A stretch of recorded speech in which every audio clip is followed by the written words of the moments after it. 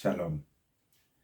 Voici l'occasion que l'Éternel nous accorde de nous retrouver encore une fois pour nous partager sa parole dans cette tranche, l'Évangile christocentrique. Cette tranche a pour objectif la proclamation de l'Évangile christocentrique pour un salut holistique et une vie christocentrique. Ici, nous ne vous parlerons pas des hommes ni de l'homme. Nous allons vous parler de l'homme du Seigneur Jésus-Christ selon qu'il est écrit. Il n'y a de salut en aucun autre. Il n'y a aucun autre nom donné aux hommes par lequel nous pouvons être sauvés. Il est le seul qui a dit, je suis le chemin, la vérité et la vie. Nul ne va au Père que par moi. C'est pourquoi dans Colossiens, il est dit, nous avons tout pleinement en lui. L'apôtre Pierre dit, à qui irions-nous encore? C'est toi qui as les paroles de la vie éternelle. Avant de continuer, nous allons remercier le Seigneur. Tendre Père, nous te sommes reconnaissants.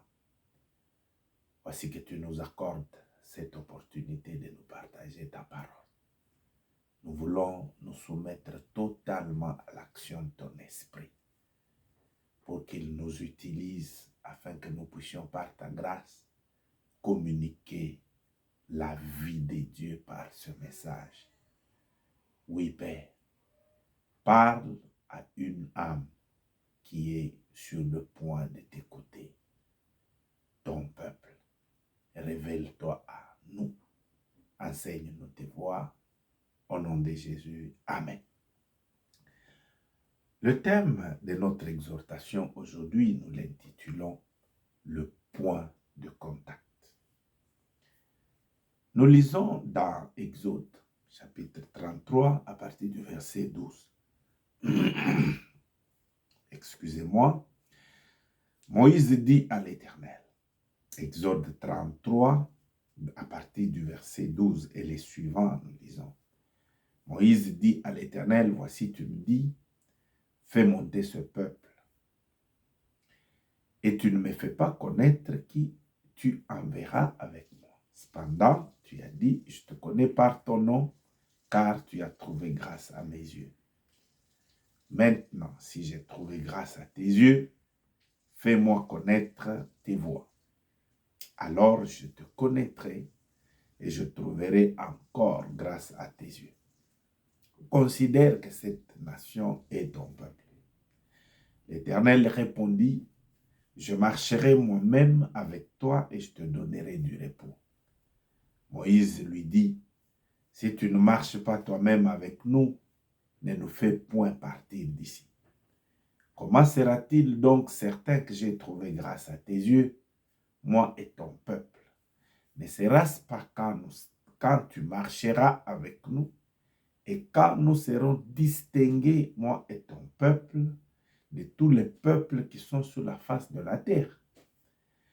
L'Éternel dit à Moïse, je ferai ce que tu me demandes, car tu as trouvé grâce à mes yeux et je te connais par ton nom. Moïse dit, fais-moi voir ta gloire.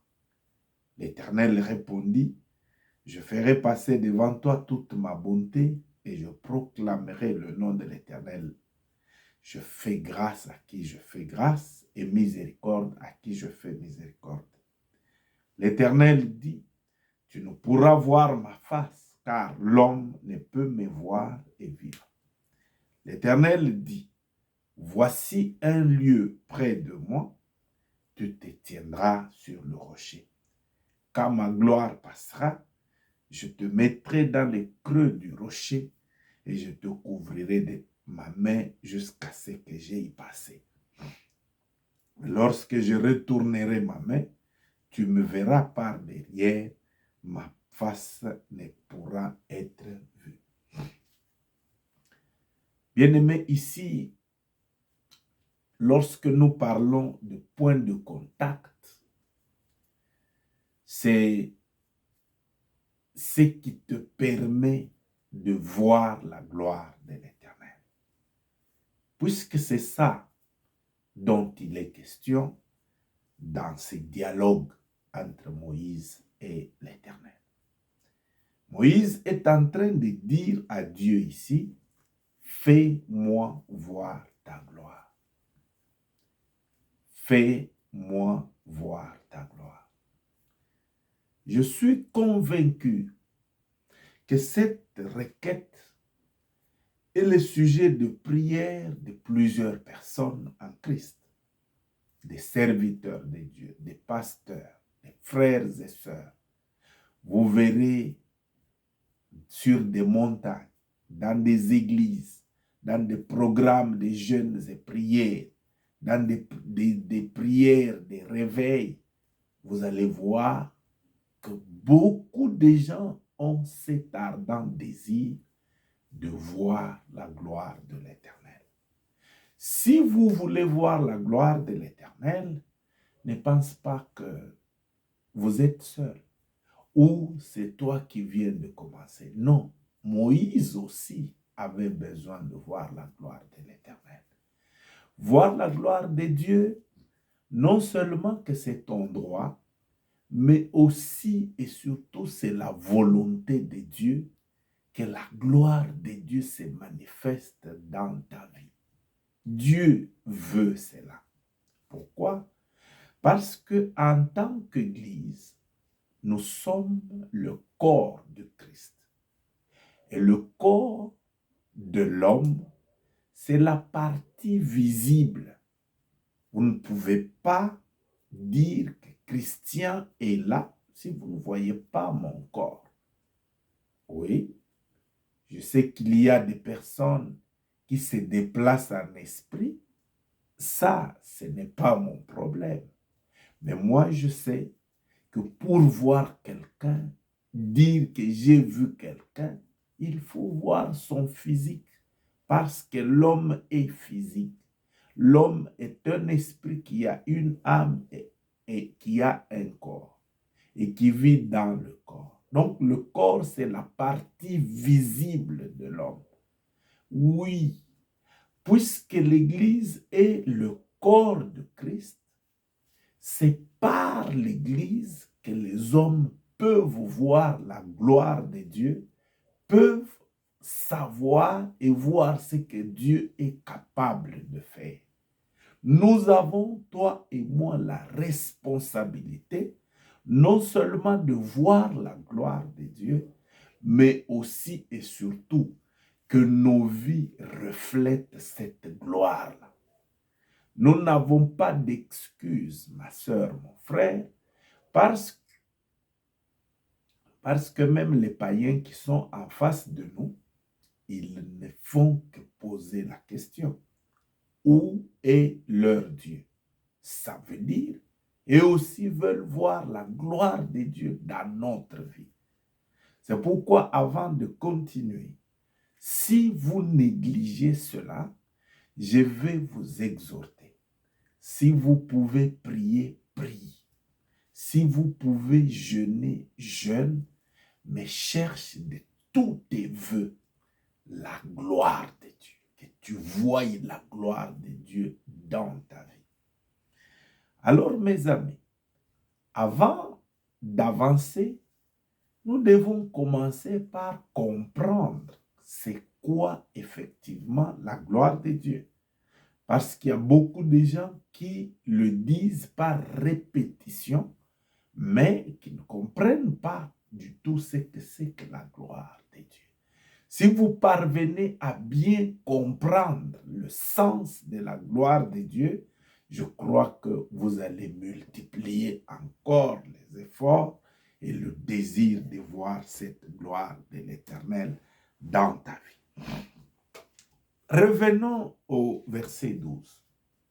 Ici, Moïse est en train, j'aime ça, d'être humble, de manifester son humilité devant Dieu, que Dieu lui a donné une vision grande, glorieuse et puissante, et lui, se comparant à cette vision, il se trouve insignifiant, pas du tout à la hauteur.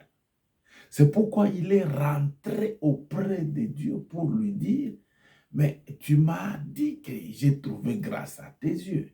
mais la mission que tu m'as donnée, elle est grande. Mais tu ne m'as pas expliqué comment est-ce que ça se passe. Enseigne-moi tes voies, je te connaîtrai et je trouverai alors grâce à tes yeux.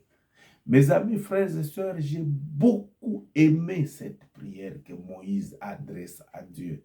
Il dit, fais-moi connaître tes voies. Je te connaîtrai et en te connaissant, je vais me mettre dans des dispositions qui peuvent faire qui peuvent m'attirer ta gloire, ta grâce. Ou en d'autres termes, quand je connaîtrai tes voies, je me mettrai dans de bonnes dispositions qui me rend favorable à la grâce que toi tu fais. Quelle prière! Et Dieu répond à cette prière en disant,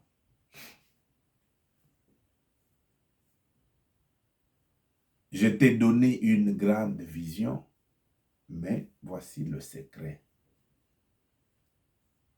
Je marcherai moi-même avec toi.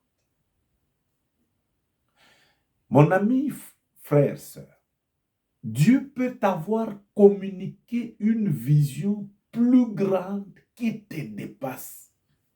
Ça va être une grande erreur si tu es tenté de réaliser cette vision par tes propres efforts. C'est surtout là que nous échouons.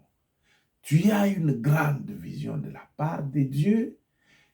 Lorsque tu te regardes, soit les gens se découragent. Ils trouvent ça comme de l'utopie.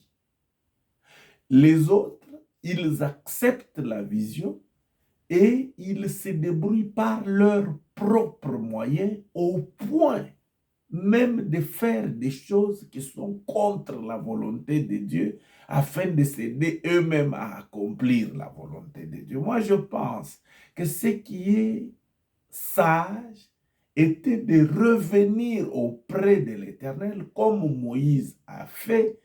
Non, Dieu, la vision, elle est très grande, mais moi, je ne peux pas, je ne me sens pas à la hauteur. Enseigne-moi tes voies, explique-moi ce que je peux faire. Alors, c'est alors que Dieu va lui donner le secret. Et ce secret, il nous donne à nous tous. Regarde la grandeur de la vision de Dieu. Voici le secret pour que cette grande vision se réalise. Dieu dit, je marcherai moi-même avec toi et je te donnerai du repos. C'est la chose que nous devons désirer de tous nos cœurs. C'est la chose que nous devons demander à l'Éternel en toute humilité. Que Dieu marche lui-même avec nous. Il y a la différence. Il y a des gens qui se tapent la poitrine en se disant « Je suis avec Dieu ». Félicitations. Mais ce qui est très bien, plus important, c'est que Dieu lui-même soit avec toi. Que Dieu marche lui-même avec toi.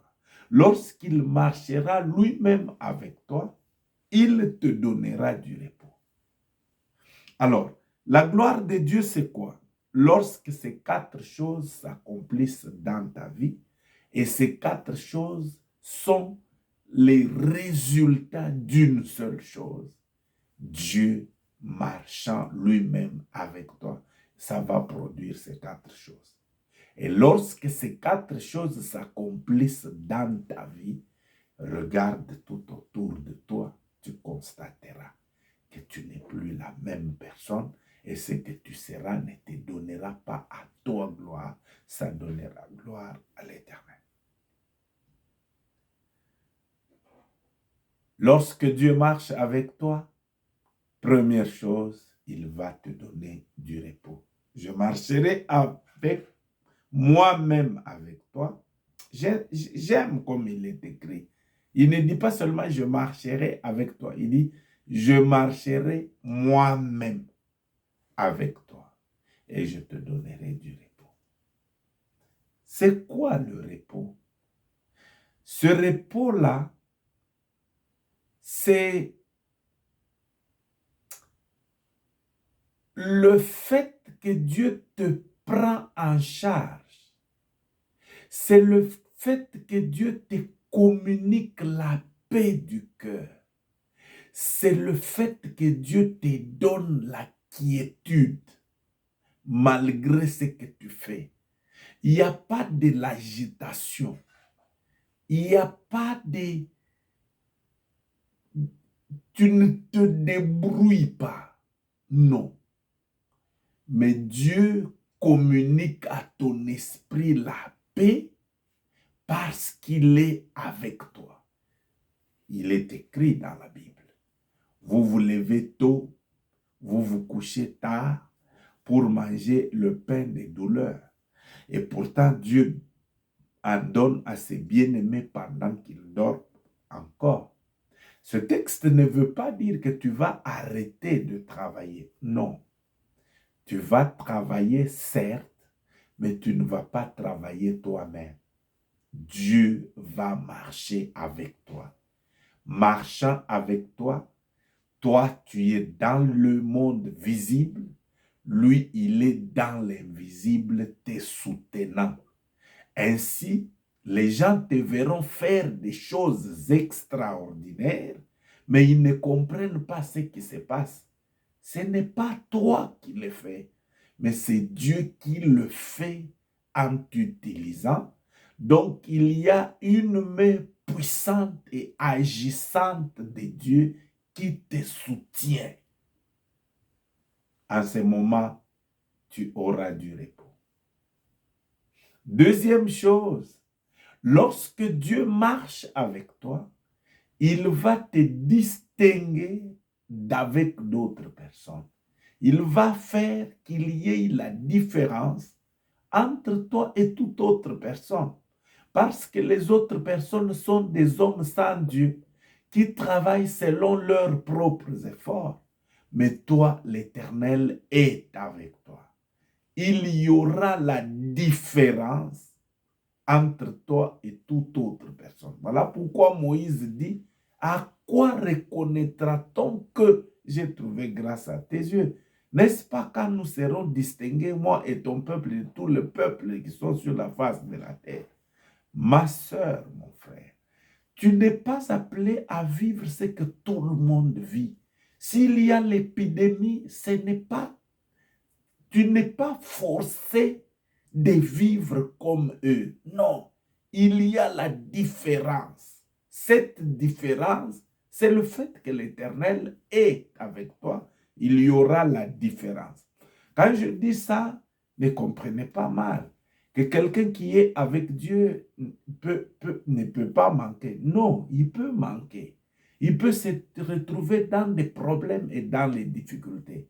Et même quand il sera dans les difficultés, il y a toujours la différence entre lui et toi parce que lui, il a la paix, il a le repos dans son cœur, il a la quiétude, bien que ça ne va pas, mais il a la quiétude dans son cœur, il a la paix, il dort.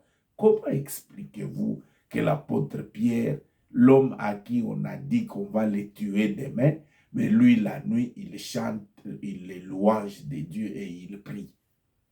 Oui, parce qu'il a la paix.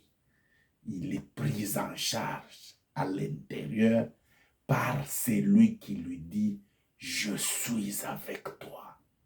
Alléluia. Alors il y aura la différence. Non seulement qu'il y aura la différence dans la souffrance, mais l'Éternel finira par mettre clair qu'il est avec toi. Tout le monde le constatera. Personne ne te comprendra.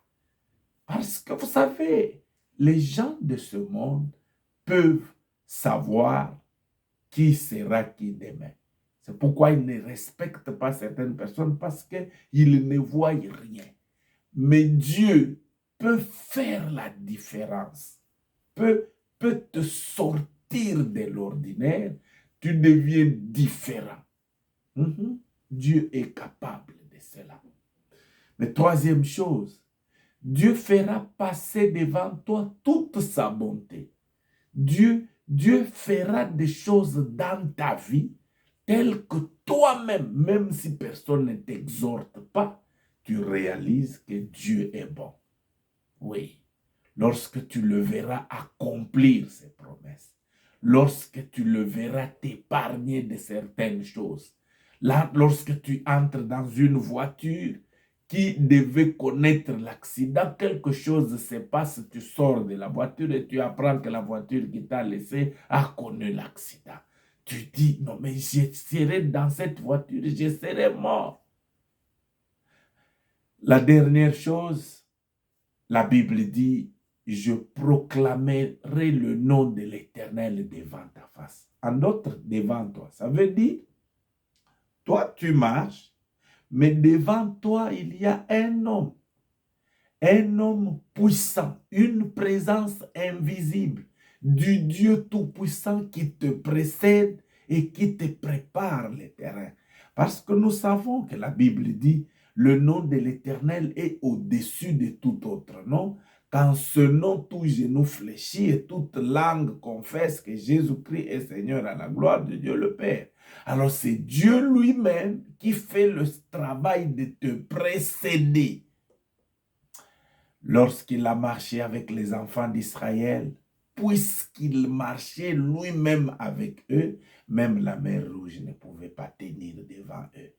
C'est pourquoi désirons que Dieu soit avec nous. Nous verrons sa gloire.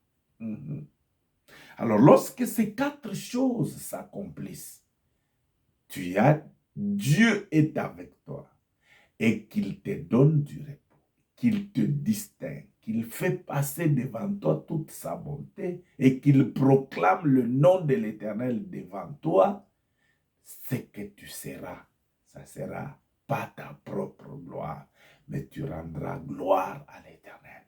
Ta vie donnera gloire à Dieu. Maintenant, qu'est-ce qu'il faut faire pour voir cette gloire? C'est là le problème.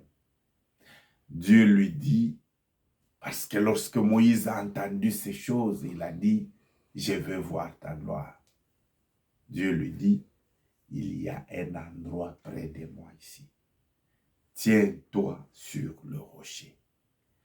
Mes amis, le seul point de contact qui peut te permettre à toi de voir la gloire de Dieu, c'est de te tenir sur le rocher. Tiens-toi sur le rocher. Lorsque tu vas te tenir sur le rocher, oui, Dieu va faire la suite. C'est quoi qu'il va faire? Il va te mettre dans le creux du rocher et il va te couvrir de sa main. En d'autres termes, tu seras dans le creux, tu seras totalement dans le rocher et Dieu te couvrant de sa main, tu ne peux pas le voir.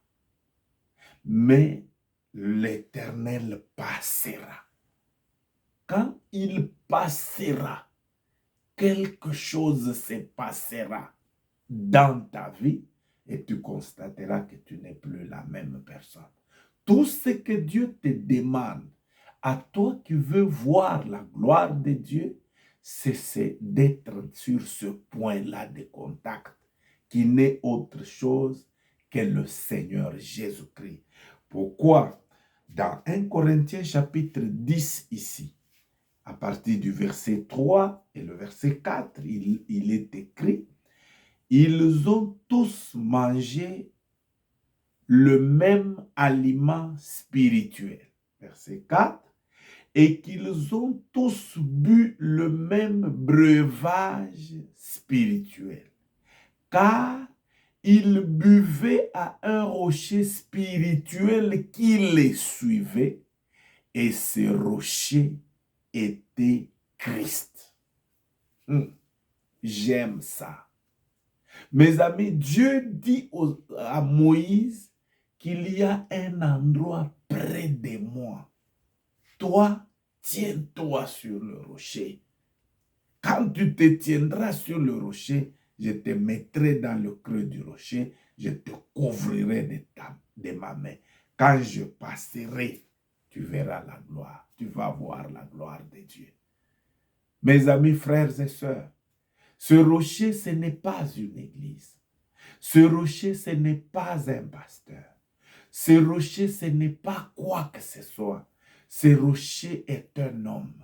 Parce que la Bible dit, en parlant de l'histoire des enfants d'Israël, bien entendu, on dit qu'ils ont mangé un aliment spirituel.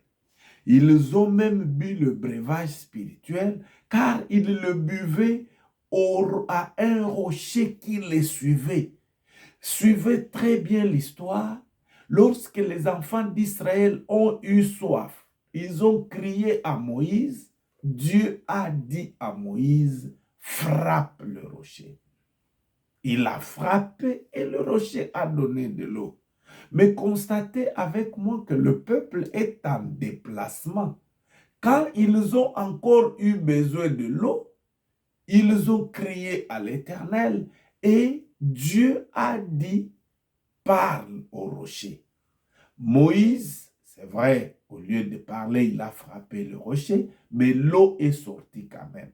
Mais la Bible dit ceci, ils ont bu à un rocher qui les suivait. Et ce rocher-là était le Seigneur Jésus-Christ. L'exhortation est, tiens-toi sur le rocher, parce que le rocher, c'est ça le point de contact pour que tu voies la gloire de Dieu. Tu veux voir la gloire de Dieu, très bien, mais tu te tiens sur quoi? C'est quoi ta base? Dieu t'exhorte. Tiens-toi sur le rocher. Se tenir sur le rocher, c'est prendre le rocher pour sa base, pour son appui. Le rocher, ça veut dire lorsque tu as le problème, qu'est-ce qui te vient en premier lieu dans la tête? Qui tu contactes en premier lieu? De qui tu dépends totalement? Oui, ça devait être Jésus-Christ. Le rocher sur lequel nous nous tenons, le rocher sur lequel qui est devenu notre appui, notre base, notre socle, le Seigneur Jésus-Christ. Alors, lorsque tu te tiens sur le rocher, je t'encourage à y demeurer. Dieu finira par te mettre dans le creux du rocher. Ça, c'est le travail que Dieu lui-même va faire. C'est pourquoi il est écrit, quand il te met dans le creux du rocher, il te couvre de sa main, il finira par passer. Et quand il passera, tu le verras, tu verras la gloire de Dieu. C'est pourquoi la Bible dit, si quelqu'un est en Christ, c'est une nouvelle créature. Toutes les choses sont passées et les choses anciennes sont passées, toutes choses sont devenues nouvelles. Tiens-toi sur le rocher. Dépends de Jésus-Christ. Donne ta vie à Christ. Accepte-le comme ton Seigneur et ton Sauveur. En demeurant en lui, tu finiras par voir la gloire de Dieu parce qu'il se manifestera. Aujourd'hui, si réellement tu entends sa voix, n'endurcis pas ton cœur. Laisse que nous puissions prier. Père de gloire, nous désirons voir ta gloire. Nous voulons que toute notre vie soit le reflet de ta gloire. Tout ce que nous avons comme problème ou difficulté, les païens les ont, mais ils ne savent pas où aller. Mais nous avons compris que c'est auprès de toi que nous devons venir. Parce que nous désirons voir ta gloire. Ma sœur, mon frère, a des situations, a des difficultés. Il désire voir ta gloire. Oh Dieu, merci de nous avoir révélé qu'il y a un point de contact c'est de se tenir sur le rocher.